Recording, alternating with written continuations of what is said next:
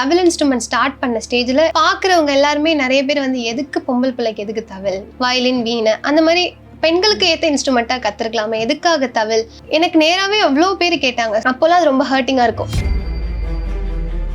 Girls ladies வந்துட்டு நிறைய instrument வீணை, வயலின் அந்த மாதிரிலாம் வாசிக்கிறாங்க, மிருதங்கம், நாதஸ்வரம் கூட வாசிக்கிறாங்க. பட் தவில் இன்ஸ்ட்ருமெண்ட் அவ்வளோவா வாசிக்கலையே. ஸோ நம்ம வந்து ஏன் இதை வாசிக்கலாம்? நீங்க 7 வயசுல ஏன் இதெல்லாம் நம்ம பார்க்குறோம்ல. ஓகே, தவில் இன்ஸ்ட்ருமெண்ட்டை வந்து பெண்களால் வாசிக்க முடியும். அது வந்து இப்போ என்ன ரீசன்னா,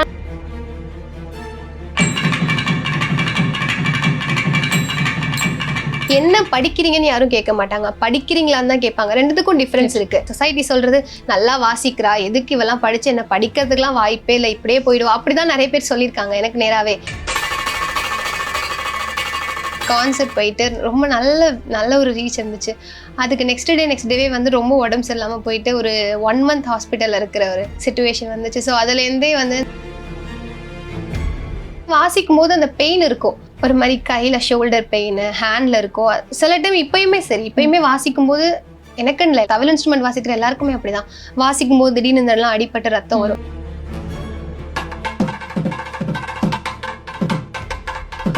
நிறைய டைம் வந்து நான் ஸ்டேஜில் வாசிச்சு முடிச்சுட்டு ஒரு 3 hours கான்சர்ட்னா நான் வந்து வாசிச்சு முடிச்சுட்டு எந்திரிக்கும் போது கீழே தடுமாறி விழுந்திருக்கேன்.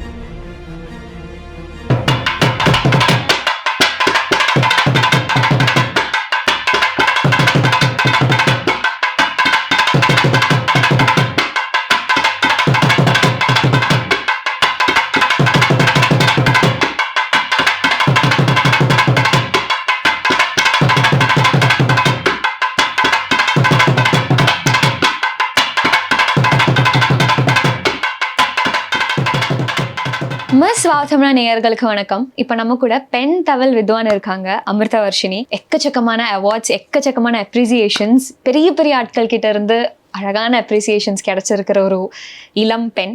18 வயசு தான் ஆகுது. அவங்களோட வாழ்க்கை பயணத்தை பற்றி அவங்க கிட்ட கேட்டு தெரிஞ்சுக்கலாம். வணக்கம். எப்படி இருக்கீங்க? நல்லா இருக்கேன்.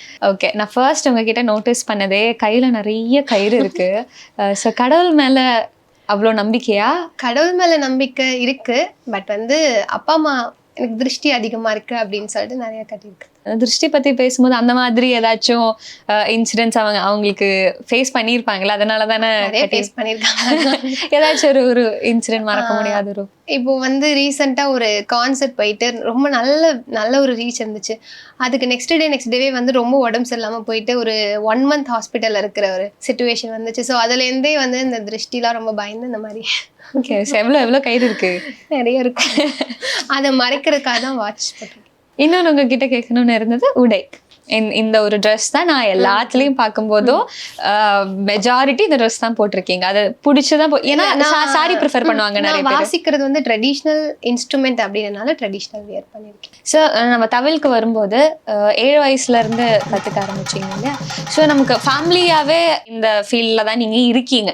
மியூசிக் பற்றி ஒரு ஐடியா இருக்கும், இன்ஸ்ட்ருமெண்ட்ஸ் பற்றி ஒரு ஐடியா இருக்கும். ஸோ நம்ம ஒரு சொசைட்டியோட கண்ணோட்டத்துல இருந்து பார்க்கும்போது ஒரு பெண் ஏதாச்சும் இன்ஸ்ட்ருமெண்ட் ட்ரை பண்ணுறதா இருந்தா வயலின் இல்லைன்னா கீபோர்டு இந்த மாதிரி சாஃப்டா இருக்கிற இன்ஸ்ட்ருமெண்ட்ஸ் அந்த மாதிரி தான் போவாங்க.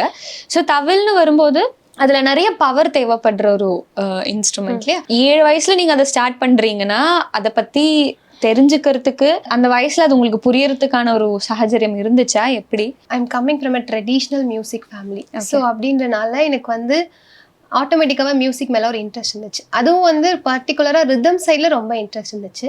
ஸோ அப்படி இருக்கும்போது நான் வீட்டில் சொல்லும்போது அவங்க தவில் இன்ஸ்ட்ருமெண்ட் ப்ரிஃபர் பண்ணாங்க. பிகாஸ் எனக்கும் அது இன்ட்ரெஸ்ட். ஏன்னா நீங்கள் சொல்கிற மாதிரி மியூசிக்கில் வந்து லேடிஸ் வந்து வயலின், வீணை அந்த மாதிரி இன்ஸ்ட்ருமெண்ட் வாசிக்கும் போது நம்ம ஏதாவது தனியாக பண்ணணும் அப்படின்னு ஒரு இன்ட்ரெஸ்ட் வந்து தான் நான் தவில் இன்ஸ்ட்ருமெண்ட் எடுத்தேன். நான் 7 வயசுலேருந்து கற்றுக்கிட்டு இருக்கேன்.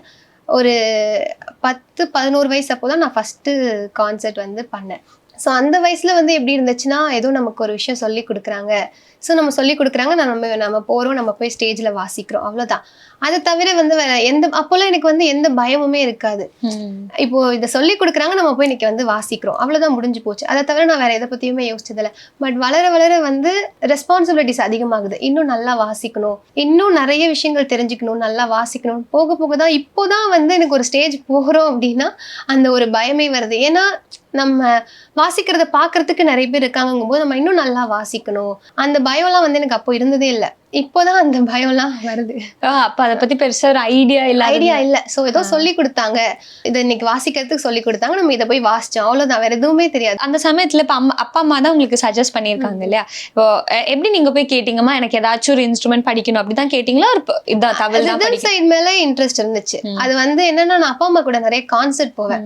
அப்போ வந்து அவங்க கூட வந்து தம்புரா போடுவேன், பின்னாடி உட்காந்து தம்புரா போடுவேன். ஸோ அப்படி போடும்போது நோட்டீஸ் பண்ணுவேன், நிறைய பேர் வந்து கேர்ள்ஸ் லேடிஸ் வந்துட்டு நிறைய இன்ஸ்ட்ருமெண்ட், வீணை, வயலின் அந்த மாதிரிலாம் வாசிக்கிறாங்க, மிருதங்கம், நாதஸ்வரம் கூட வாசிக்கிறாங்க. பட் தவில் இன்ஸ்ட்ருமெண்ட் அவ்வளவா வாசிக்கலையே. ஸோ நம்ம வந்து ஏன் இதை வாசிக்க நீங்க 7 வயசுல யோசிச்சீங்க? ஏன் இதெல்லாம் நம்ம பாக்குறோம்ல, இப்ப யார் என்ன இன்ஸ்ட்ருமெண்ட் வாசிக்கிறாங்க அதெல்லாம் பாக்குறோம். ஸோ நம்ம தான் டிஃப்ரெண்டா பண்ணணுமே அப்படின்னு எனக்கு வந்து தோணுச்சு. ஸோ அதுக்கப்புறம் தான் தவில் இன்ஸ்ட்ருமெண்ட். வீட்டுல சொல்லும் போது அம்மா அப்பா சொன்னாங்களா இது ரொம்ப வெயிட்டான ஒரு இன்ஸ்ட்ருமெண்ட், நமக்கு அது கொண்டு போறதுக்கு கஷ்டம், அந்த மாதிரி அவங்க கிட்ட இருந்து இருந்துச்சா? ஃபுல் சப்போர்ட் தான்? நீ எது சப்போர்ட் தான். ரெண்டு பேருமே மியூசிக் ஃபீல்ட்ல தானே இருக்காங்க. ஸோ ஃபுல் சப்போர்ட் தான். ஓகே. என்ன மாதிரி அவங்க இனிஷியலா உங்களுக்கு சொல்லி கொடுத்தாங்க? சோ இது புதுசா ட்ரை இனிஷியலா வந்துட்டு அவங்களோட எக்ஸ்பீரியன்ஸ் இருக்கும்ல மியூசிக்ல. சோ அதை பத்தி நிறைய விஷயங்கள், எவ்வளவு கஷ்டங்கள் இருக்கும் அந்த ஃபீல்டுல, அதே மாதிரி இந்த ஃபீல்ட்ல வந்து நிறைய கஷ்டங்கள் இருக்கு, நிறைய ஹாப்பி மொமெண்ட்ஸும் இருக்கு.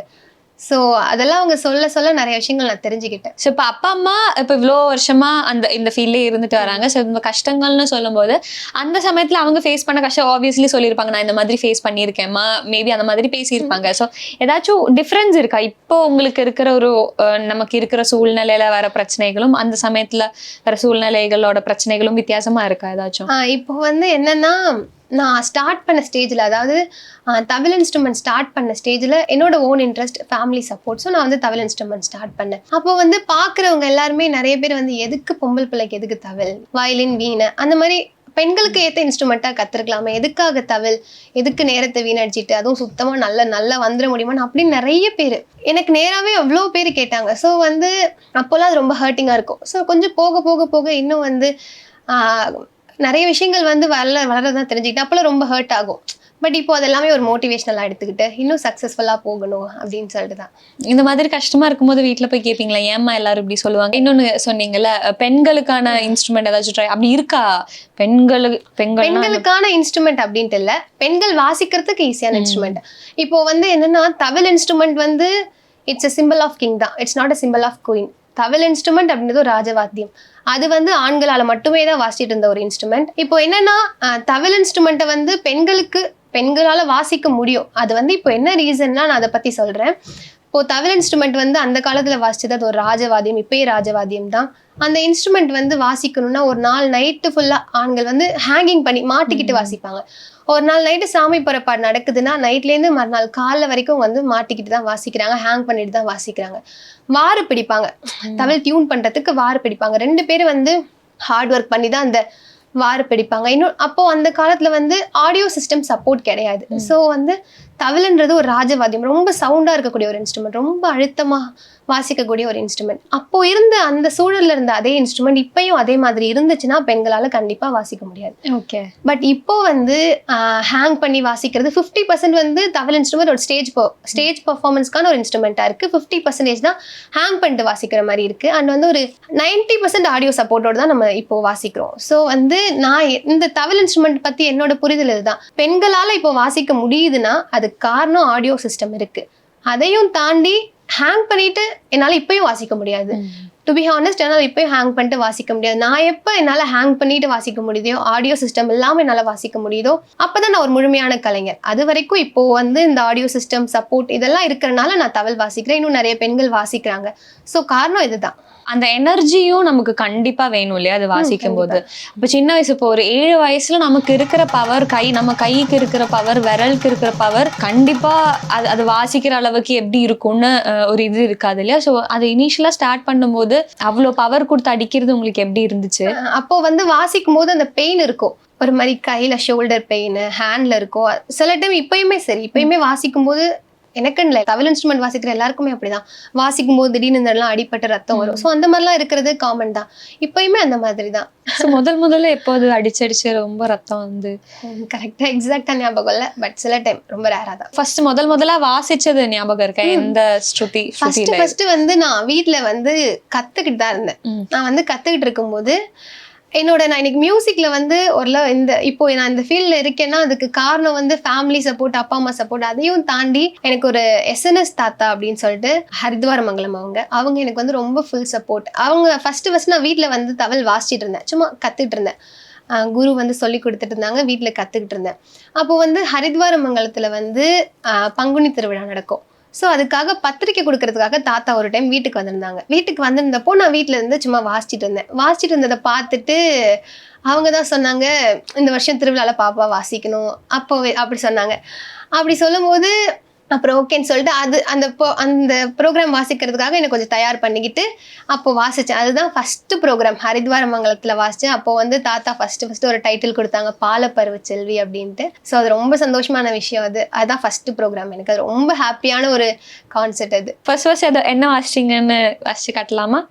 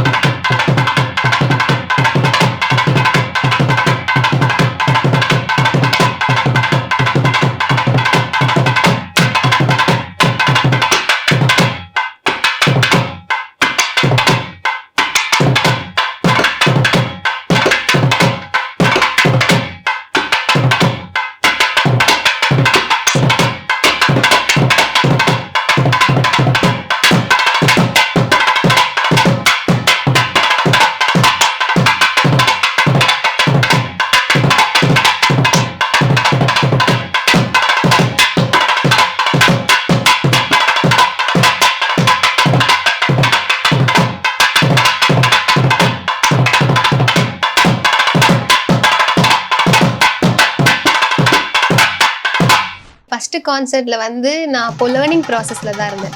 அப்போ ஜஸ்ட்டு கற்றுக்கிட்டு தான் இருந்தேன். அப்போ லேர்னிங் ப்ராசஸில் இருந்ததை என்னோட குருநாதர் வந்து கொஞ்சம் இம்ப்ரூவைஸ் பண்ணி ஒரு கான்சர்ட்டில் வாசிக்கிற அளவுக்கு கொண்டு வந்து தான் அந்த ஃபஸ்ட்டு கான்சர்ட் வாசித்தேன். ஃபஸ்ட்டு கான்சர்ட் நான் சொன்ன மாதிரி ஹரித்வாரமங்கலமில் வாசித்தேன். அப்போ ஃபஸ்ட்டு கான்சர்ட் வாசிக்கும் போதே தாத்தா எனக்காக ஊர் ஃபுல்லாக ஃப்ளக்ஸ் வச்சு அந்த மாதிரி நிறைய விஷயங்கள் பண்ணாங்க. அதுக்கப்புறம் இப்போ வரைக்குமே வந்து நான் இந்த மியூசிக் ஃபீல்டில் ஏதாவது ஒரு சின்ன அச்சீவ்மெண்ட் பண்ணாலும் சரி, எந்த அச்சீவ்மெண்ட் பண்ணாலும் எனக்காக வீட்டுக்கு வந்து என்னை பிளஸ் பண்ணி ஹானர் பண்ணுவாங்க. அப்போலேருந்து நான் ஸ்டார்ட் பண்ணதுலேருந்து இப்போ வரைக்கும் எந்த அச்சீவ்மெண்ட் பண்ணாலும் எனக்கு வந்து ஒரு பெரிய ஃபீட்பேக் அவங்க இருக்கிறாங்க. அது என்னோட ஃபர்ஸ்ட் கான்சர்ட் வந்து ஹரித்வாரமங்கலம் தான் இருந்துச்சு. ஸோ இந்த ஃப்ளெக்ஸ் வச்சாங்கன்னுலாம் சொன்னீங்க இல்லையா? ஸோ சின்ன வயசுல நம்ம ஃப்ளெக்ஸ்லாம் இருக்கே, நம்ம ஃபோட்டோலாம் இருக்கேன்னு பார்க்கும்போது அந்த ஒரு ஃபீலிங் எப்படி இருந்துச்சு? ஃப்ளெக்ஸ் வைக்கிறதுக்காக தான் ஃபர்ஸ்ட் தவள் வச்சு ஃபோட்டோவே எடுத்தது. அப்போதான் ஃபர்ஸ்ட் அப்போதான் தவள் வச்சு. ஆக்சுவலாக சொல்ல போனா நான் வந்து ஃபர்ஸ்ட் ப்ராக்டிஸ் பண்ணும்போது நம்ம வந்து சிலம்பு கட்டை அப்படின்னு சொல்லிட்டு ஒரு கட்டை, அந்த கட்டையில தான் நம்ம வந்து ஃபர்ஸ்ட் கற்றுக்கிட்டு ஓரளவு கொஞ்சம் வாசிச்சதுக்கு அப்புறமா தான் தவில் இன்ஸ்ட்ருமெண்ட்ல வாசிப்பாங்க. ஆக்சுவலாக அந்த சிலம்பு கட்டையில வந்து காலை மேலே போட்டு வாசிப்பாங்க. ஸோ அந்த மாதிரி தான் காலை மேலே போட்டு வாசிக்கணும். நான் ஃபஸ்ட்டு வந்து தவில் இன்ஸ்ட்ருமெண்ட் வாசிக்கும் போது அதே மாதிரி தான் அப்படின்னு நினச்சி ஃபஸ்ட்டு வீட்டில் வாசிக்கும் போது அதே மாதிரி தவள் காலில் வந்து தவள் மேலே போட போயிட்டேன். அப்போதான் வந்து இந்த மாதிரிலாம் போடக்கூடாது, மாதிரி தப்பு, கட்டையில் மட்டும்தான் வந்து காலை மேலே போட்டு வாசிக்கணும். ஸோ அதெல்லாம் வந்து அப்போ வந்து அந்தளவுக்கு பேசிக்காக கூட தெரியாது. அப்படி இருக்கும் போதே வந்து என்னை கொஞ்சம் இம்ப்ரூவைஸ் பண்ணி ஒரு கான்சர்ட்ல வாசிக்க வச்சாங்க. ஓகே, இந்த மாதிரி சின்ன சின்ன தப்புகள் நிறைய இருக்கும்ல. இனிஷியல் சர்வீஸ்ல என்னென்ன மாதிரி பண்ணியிருக்கீங்க, தெரியாத விஷயங்கள்?